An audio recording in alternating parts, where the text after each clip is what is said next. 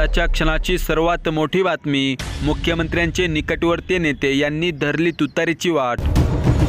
दरम्यान महायुतीतील शिंदे गटाचे नेते राजू खरे हे मुख्यमंत्र्यांचे विश्वसनीय नेते यांना मोहोळ विधानसभा मतदारसंघ हवा होता, मात्र ती जागा राष्ट्रवादी अजित पवार गटाचे नेते यशवंत माने यांच्या नावावर खुद्द अजित पवारांनी शिक्कामार्फत केल्यानंतर राजू खरे यांनी एकनाथ शिंदेंना सोडत शरद पवार गटात पक्षप्रवेश करणार असल्याचे जाहीर केले। त्यामुळे आता मोहोळ मतदारसंघामध्ये तुतारी चिन्ह घेऊन राजू खरे हे विधानसभा निवडणुकीत महायुतीच्या विरोधात लढणार।